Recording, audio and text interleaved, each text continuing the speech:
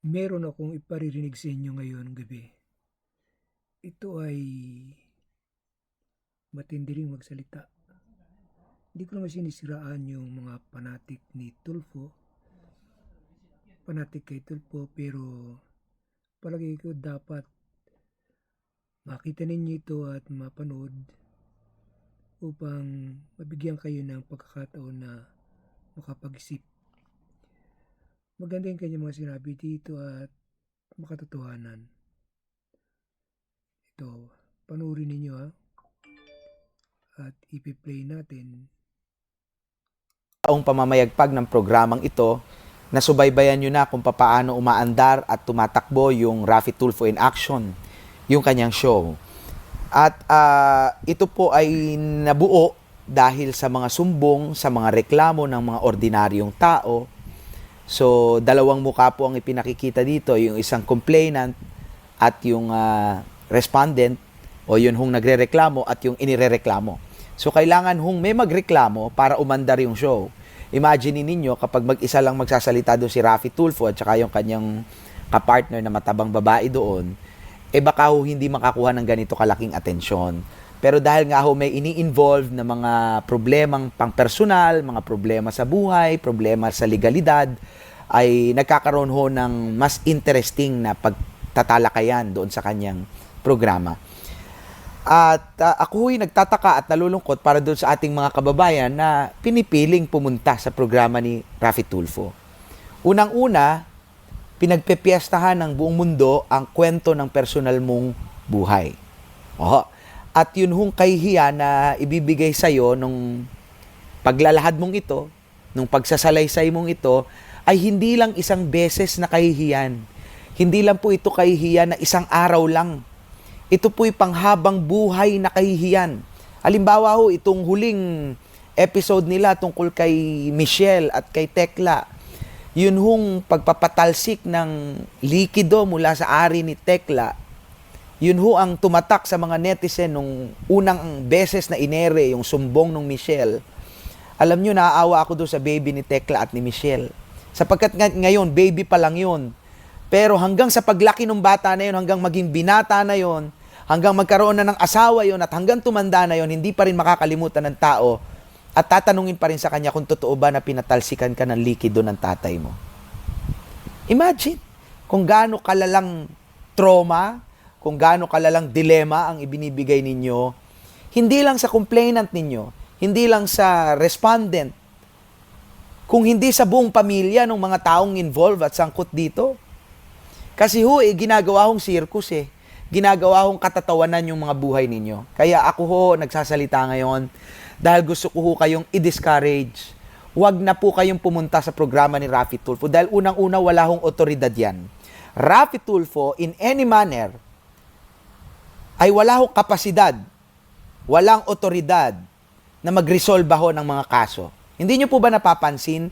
Nagiging daluyan lang po siya nung proseso, pero definitely is not part of the process. Halimbawa ang issue ay pagbawi ng bata, ano ba ang ginagawa ni Raffy Tulfo? I-ere muna yung away ninyong mag-asawa para makakuha ng atensyon ng mga netizens, mas maraming views. So pag na-establish na meron kayong malalang pag-aaway, may agawan na ng bata, mas gusto nila yon. Ngayon, pupunta sila sa barangay, pupunta sila sa MSWD, pupunta sila sa pulis para mabawi nyo yung bata. Pero naintindihan nyo po ba na kahit hindi kayo pumunta kay Raffy Tulfo ay kaya nyong gawin na bawiin yung bata na yon kung talagang karapatan ninyo at sa inyo ang jurisdiction ng pag-aalaga sa bata. Kahit hindi po kayo dumaan kay Raffy Tulfo, pumunta kayo sa barangay, pumunta kayo sa MSWD, pumunta kayo sa police, tutulungan nila kayo without Raffy Tulfo entering into the situation. Kaya lang naman nakakapasok si Raffy Tulfo kasi punta kayo ng punta sa kanya. At ang kanyang nagiging papel, taga-ere, nung inyong mga personal na buhay, mas kontrobersyal, mas gusto nila, mas nag-aaway, mas maganda dahil mas nagiging interesado ang audience, hindi po ba? So, maliwanag. Singit nga lang ako na Pilipino talaga ay mahina ang kukote. Yung mga fanatic, Tulfonatics ay mahina talagang kukote. kayo magalit, yan ang totoo. Ba? Kapag kalaylay lang yung yung subject nila, pag hindi masyadong magaling magkwento, pag wala silang masyadong mapiga, part 1 lang 'yan. Pero pag yung malala talaga, viral yung issue, may part 1 hanggang part 7 'yan. May part 10 pa nga. So china-chop ho yung kwento ninyo at ginagawang monopoliya ng pagninegosyo sa YouTube. Oo. Dito ho ay ibinebenta, somehow ay ibinebenta yung inyong kwento, yung inyong personal na buhay, ay ibinebenta sa buong mundo na kailanman ho ay hindi na ninyo maaaring bawiin kahit gusto man ninyo dahil ito po ay uploaded worldwide. Ito po ay dahil digital media na meron tayo ngayon sa pamamagitan ng internet at ng lahat ng makabagong teknolohiya habang buhay pong nakapaskil yung inyong kahihiyan. Oho. Naalala ko nga, merong isa doon na parang nanay na, mayroon siyang boyfriend. At nagtuturuan sila, sabi nung lalaki, ikaw nga nag-aya sa hotel. Sabi naman nung lola, ikaw nga nagbayad eh. Nagpabili ka pa nga ng robas o ano ng ganyan. Hindi ho ba? Alam nyo yung lola na yon, hanggang sa inililibing yun. Ang pinag-uusapan ng mga nakikipaglibing doon, naku yan yung mahilig na matanda, yan yung nagpabili pa daw ng robas, ganito. Alam nyo yun? Patay ka na, inililibing ka na, pero yung kahihiyan na ginawa sa'yo ng programa ni Rafi, hindi ho makakalimutan yon. Alam ni Mr. Tulfo yan. Ilan na pong buhay. Balikan ninyo yung mga complainant ninyo. Balikan ninyo yung mga viral video ninyo, si Footlong. Balikan nyo yun. Yung, paamoy mo nga yung kilikili mo, di ba may, may ambaho ng kilikili mo kasi pinapadala ka ng mga spices ng nanay mo. Balikan nyo yung pinabili ka ng hotdog, Footlong. Balikan nyo yung mga kwento na ginahasa ng ama, yung anak, nahuli, ganito. Balikan nyo yung mga kwento. Mukhang marami na panood dito yung tao na ito Dami alam na istorya. Anyway, sige, diretso natin panonood. Na masyado ng maselan, yung mga kwentong masyado ng personal, at kamustahin nyo kung ano ang buhay nila ngayon. Naresolba nyo ba yung problema nila o mas lalong lumala?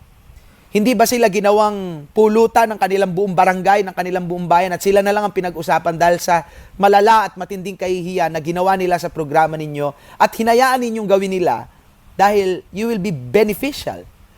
Kayo'y magbe-benefit dahil maibebenta ninyo ang kanilang kwento.